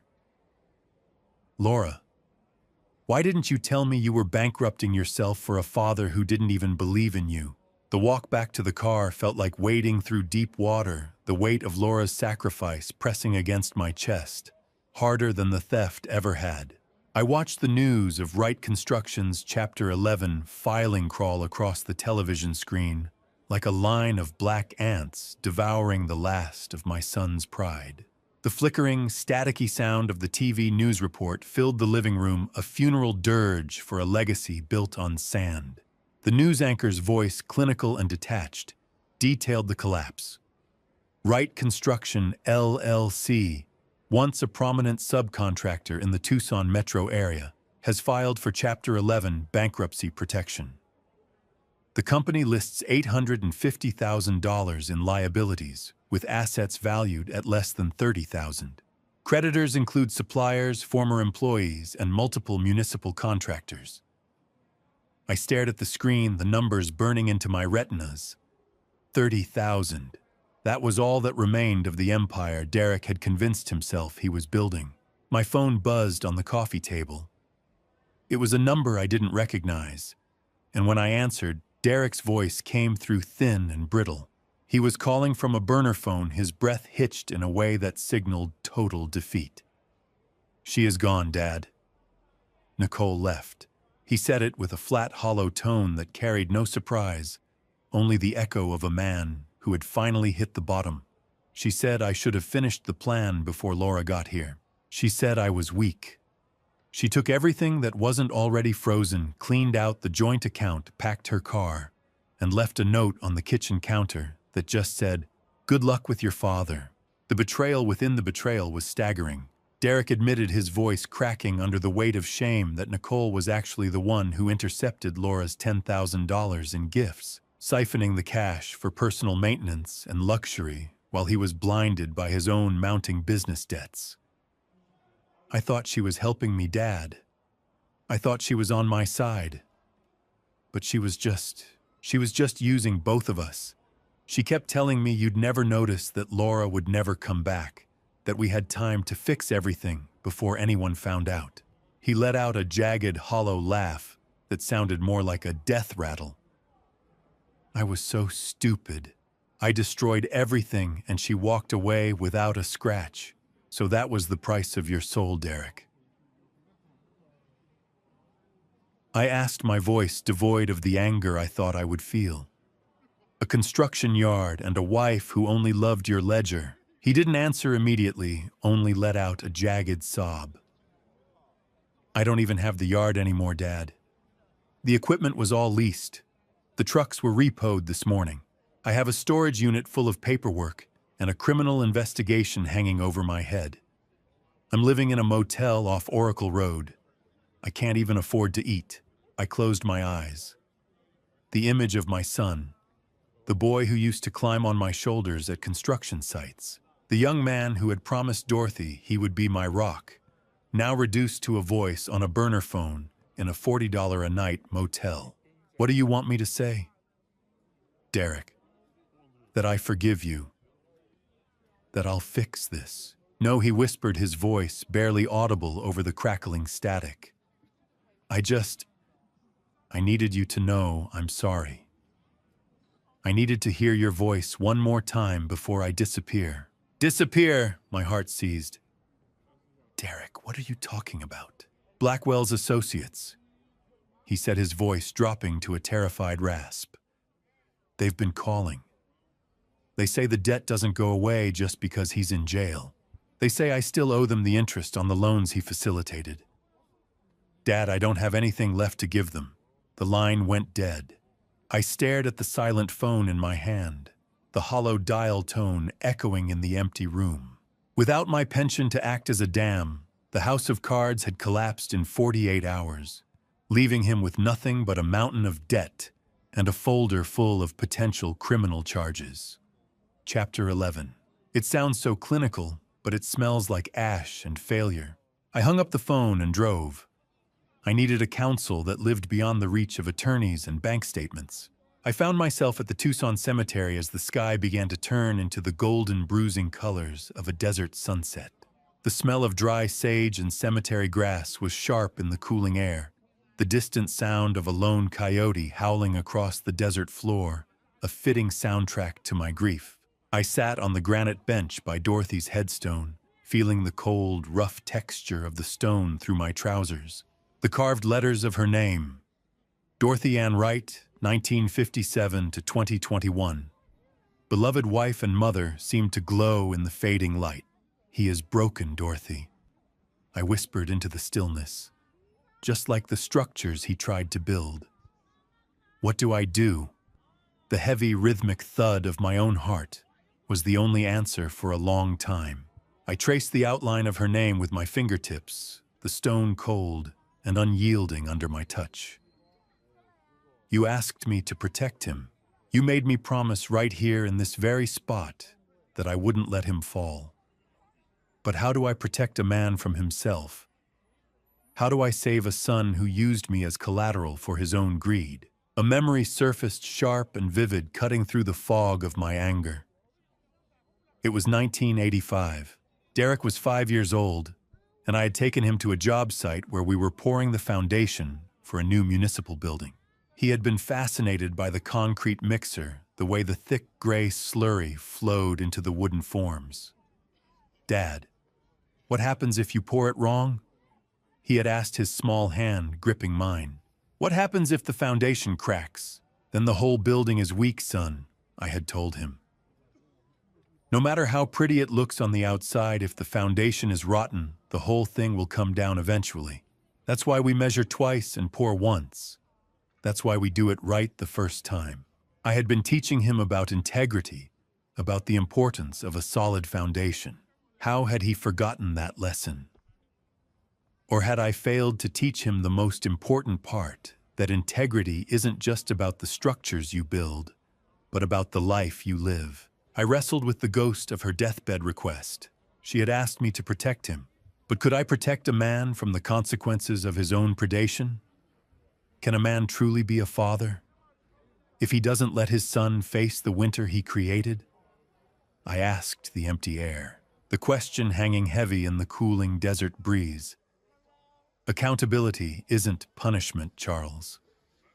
I could almost hear her voice in the rustle of the dry grass and the distant cry of the coyote. It is the only way to save what is left of him. You don't save a man by shielding him from the truth. You save him by making him strong enough to face it. A new resolution began to form, hard and cold as the granite beneath me. I realized that sending him to a cell might satisfy my anger, but it wouldn't fix the hole he had dug for Laura. It wouldn't restore the 10 years she had spent saving for a home, the car she had sold, the career she had paused. Derek needed to face the consequences, but he also needed a path forward, not for his sake, but for hers. I would offer him a way out of the criminal drugging charges, but only if he signed a legally binding restitution agreement. Every cent he earned, every asset he managed to salvage, would go to paying back Laura's savings first. He would spend the next decade, maybe more, rebuilding what he had destroyed. Not for me, not for himself, but for the sister he had betrayed. I brushed the desert dust off Dorothy's headstone and stood up, my knees popping with the weight of 70 years. The sun had fully set now, the sky a deep purple bruise streaked with gold. The cemetery lights flickered on, casting long shadows across the graves. "I have my answer, sweetheart," I said aloud, my voice steady and clear. "He's going to face the truth, even if it kills the man he used to be. And maybe, just maybe, a better man will rise from the ashes." As I walked back to the car, I pulled out my phone and dialed Paul Gutierrez. "Paul, it's Charles. I need you to draft a restitution agreement. Full terms, ironclad, no loopholes. Derek pays back every cent Laura spent with interest before he keeps a dime for himself. And I want a clause that if he defaults, the criminal charges get refiled. He gets one chance. One." Paul was silent for a moment. Then I heard the scratch of pen on paper. "I'll have it ready by tomorrow morning, Charles. Are you sure about this?" I looked back at Dorothy's grave, the headstone glowing faintly in the cemetery lights. "I'm sure. It's what she would have wanted.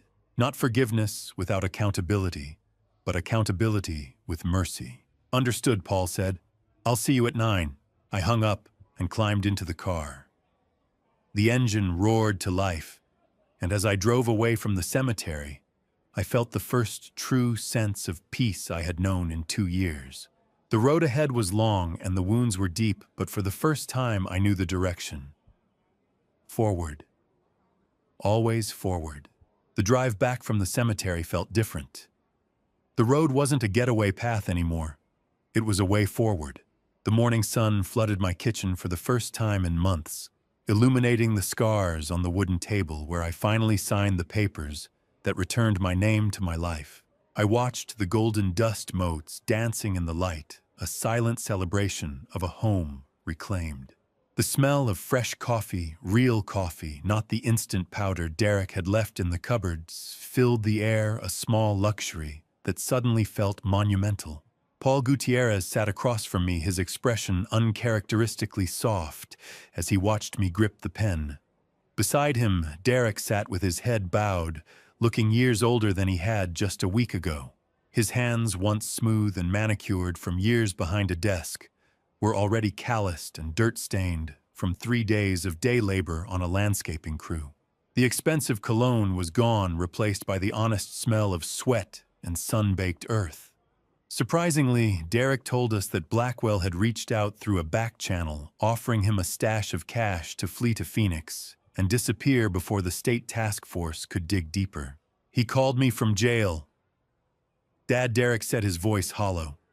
"He told me there was $50,000 in a safety deposit box in Scottsdale. All I had to do was take it and disappear. He said if I testified against him, his associates would make sure I never made it to trial. But my son had refused." Derek looked up at me, his eyes red-rimmed and exhausted. I thought about it. God help me, I stood in that motel room for 3 hours staring at the address he gave me. But then I thought about Mom. I thought about what she would say if she could see me now. And I realized I couldn't run anymore. I've been running from the truth for 2 years. And all it did was destroy everything I loved. He chose to sit at this table and sign the restitution papers as his first act of genuine accountability. Paul slid the thick legal document across the mahogany surface, the pages crisp and official. "This agreement stipulates full restitution of $25,000 to Attorney Gutierrez for legal fees, and the remainder, approximately $87,000, to be paid directly to Laura Wright over a period not to exceed 10 years, Paul explained, his voice taking on the measured cadence of a man who had seen too many families torn apart by greed. "Any default on monthly payments will result in immediate reinstatement of criminal charges for elder abuse and fraud. You will also be required to attend court-mandated financial counseling and submit quarterly income statements for review." Derek picked up the pen, his hand shaking so badly the first signature was barely legible. "I know this doesn't fix anything," he said, his voice cracking. "I know you'll never look at me the same way, but I need you to know. I need Laura to know. I'm going to spend the rest of my life trying to become the man Mom thought I was." I watched the scratch of the pen on legal parchment as we finalized the agreement. Each stroke felt like a small stitch in a wound that would never fully heal, but at least it was finally being closed. "It is done," Charles Paul said, sliding the last folder into his briefcase. "The house lien is officially dissolved due to the proven fraud, and your pension is now secured under an independent trust that no one else can touch. The house is yours again. Truly yours." I looked at Derek, who stood up slowly, his chair scraping against the tile floor, with a sound that felt final. "I will pay it back, Laura. Every cent." He said, his voice a gravelly whisper, as he turned toward the hallway where Laura stood silent and watchful. "I am sorry." Laura didn't move. Her arms crossed, her expression unreadable. The silence stretched between them like a chasm. Finally, she spoke, her voice quiet but steady. "I don't need your apology, Derek. I need your follow-through. Words are cheap. Show me you mean it." Derek nodded, his shoulders sagging under the weight of her judgment. He looked at me one last time, and I saw a flicker of the boy I had raised, broken but not beyond repair. I looked him in the eye, my voice firm but no longer poisoned by the old rage. "Don't tell me you are sorry, Derek. Show me you are right." He nodded once and left to begin his new life as a day laborer, carrying the weight of his choices out into the Arizona heat. Through the window, I watched him climb into a battered pickup truck, borrowed from his new crew boss, the vehicle a far cry from the silver luxury truck he had once driven with such arrogance. A signature is just ink on paper, but today it felt like the first breath of oxygen after being held underwater for 2 years.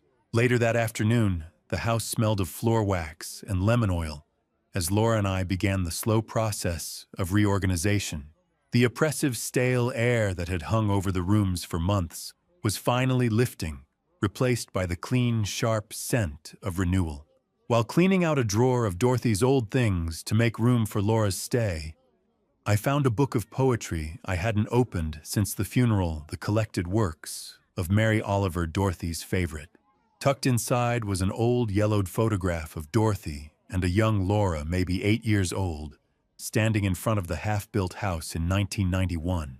Dorothy's arm was wrapped around Laura's shoulders, both of them squinting into the desert sun, their smiles wide and unguarded. I pulled it out, noticing the yellowed, papery smell of the past, the edges soft from decades of being pressed between pages. On the back, in Dorothy's elegant script, was a note written years ago. "Laura, my fierce girl, your father worries you are too soft for this hard world. But I know the truth. Your stubborn heart and your refusal to bend will be the very thing that saves this family when the shadows grow too long. Never stop being exactly who you are. Love, Mom." The ink had faded to a soft brown, but the words hit me with the force of a freight train. Why is it that the hardest words for a father to say are the ones his child has been waiting to hear their entire life? My throat tightened as I realized Dorothy had seen my secret doubts about Laura's career path all along and left this message specifically to be found when I needed it most. She had known long before I did that Laura's strength wasn't the kind I recognized, but it was the kind that would matter when everything else failed. I called Laura into the hallway, my voice breaking into a soft, shaky sob. "I was wrong, Laura. 4 years ago, I was so wrong about you." She reached for me, her eyes glistening with unshed tears. "Dad, you don't have to say it." "I do," I insisted, gripping the photograph like a lifeline. "I worked a job I didn't love for 30 years because I thought that was the only definition of strength. I thought putting food on the table and keeping the lights on was all that mattered. But you followed your passion, and in the end, that passion is what brought you home to save me. Your mother knew. She always knew." Laura took the photo from my hand, her fingers tracing the outline of her younger self. She used to tell me that she whispered. Every time you and I fought about my choices, she would pull me aside and say, "Your father loves you. He just doesn't know how to say it yet." She was right, I said, my voice thick with emotion. I love you, Laura. I'm proud of you. And I'm sorry it took me 70 years and losing everything to finally see what was right in front of me all along. Laura pulled me into a fierce hug, and for the first time in years, I felt the crack in my chest begin to heal. I realized the most important bridge I ever built wasn't made of steel or concrete. It was the one leading back to my daughter. The house felt lighter. The shadows that had lived in the corners for years finally chased away by the truth. 6 months have passed since that morning at the kitchen table, and the Tucson air no longer tastes like dust and betrayal. It tastes like the slow, sweet victory of a man who has reclaimed the right to his own silence. I sit on my back porch, the feel of the warm sun on my weathered skin acting as a healing balm.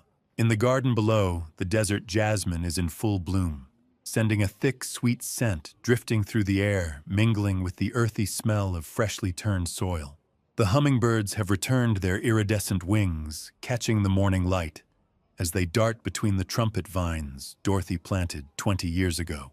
Laura has transitioned to a remote teaching position to stay close, and the garden is thriving under our joint care.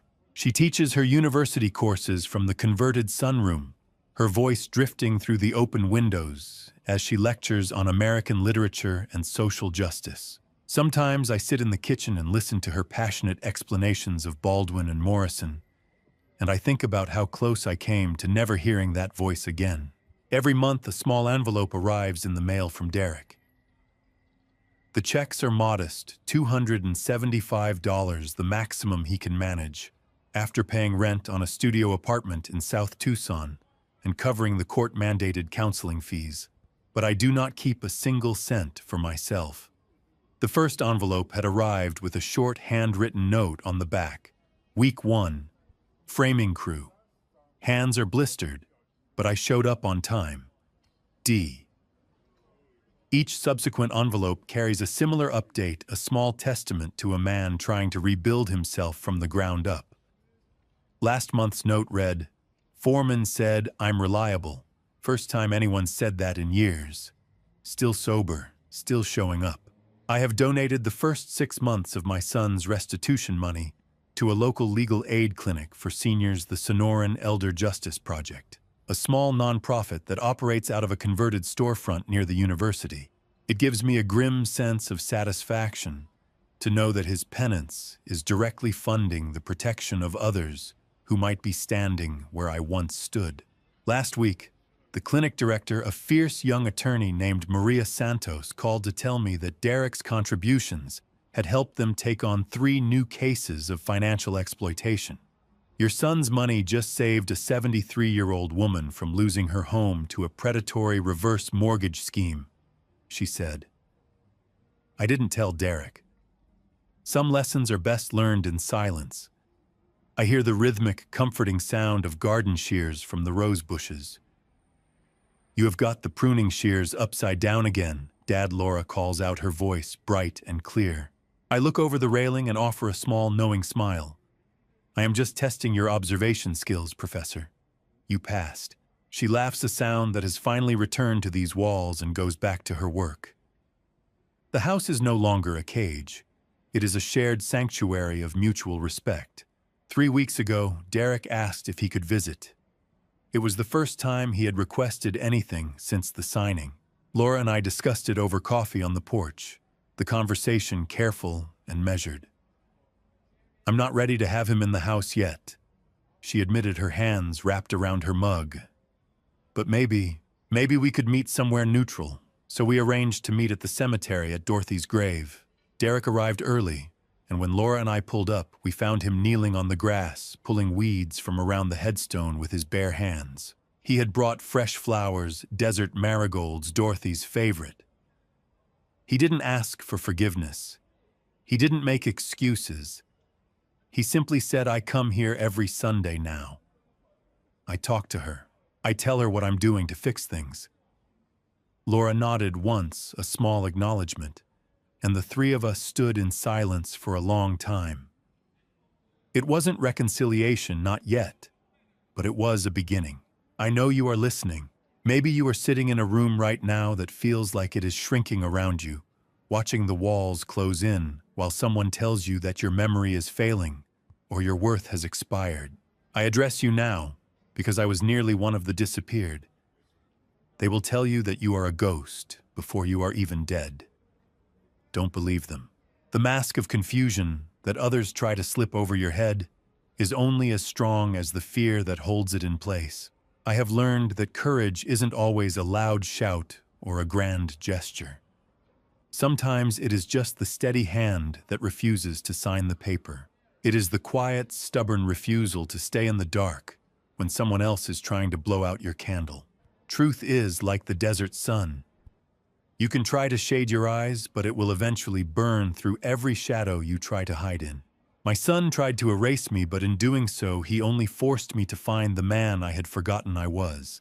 Now I spend my evenings working with a small, anonymous advocacy group I started for elder rights. We call ourselves the Silver Shield Network, and we meet twice a week in the basement of the public library. There are 8 of us now. Survivors of financial abuse, guardianship, exploitation, and medical coercion. We share our stories, offer resources, and most importantly, we listen. Last month, a woman named Helen, 81, came to us after her nephew tried to force her into signing over her home.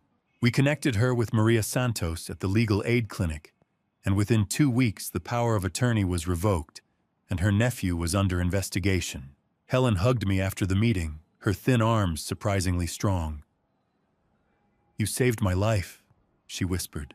I thought of the hollow man I had been 6 months ago, the ghost shuffling through his own hallways, and I realized that in saving others, I had completed the work of saving myself.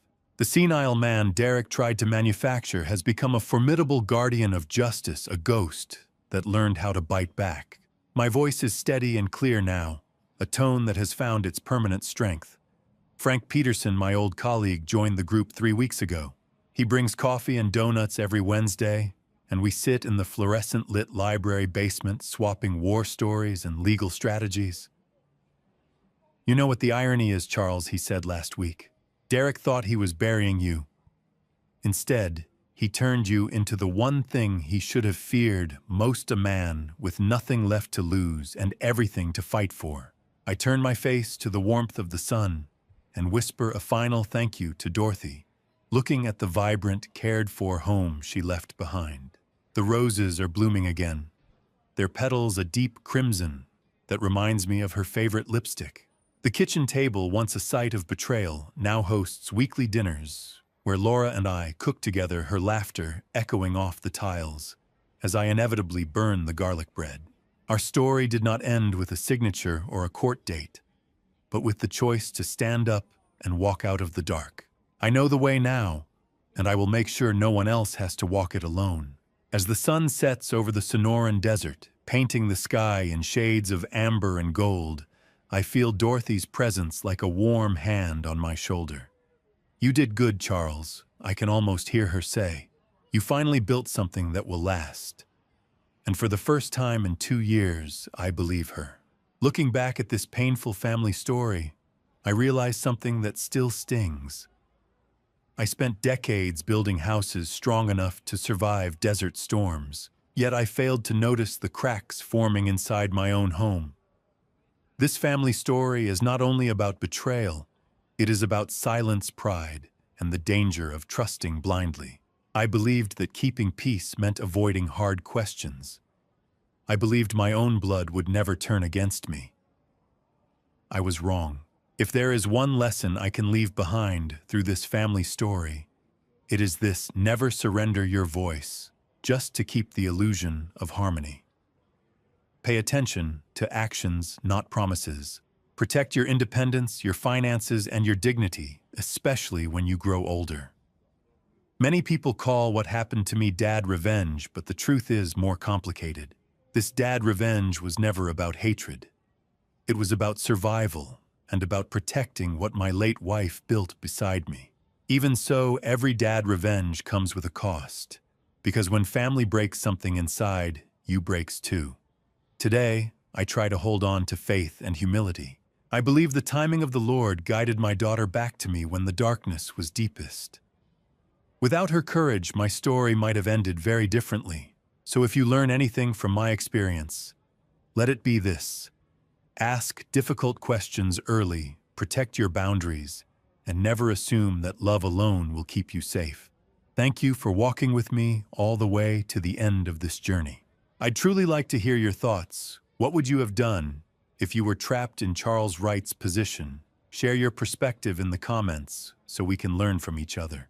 If this story resonated with you, consider subscribing so you won't miss future stories that explore difficult family choices and resilience. Quick note: while inspired by real social issues like elder financial abuse, certain details in this narrative were dramatized for storytelling. If this type of content isn't your preference, feel free to explore other videos on the channel that may suit you better.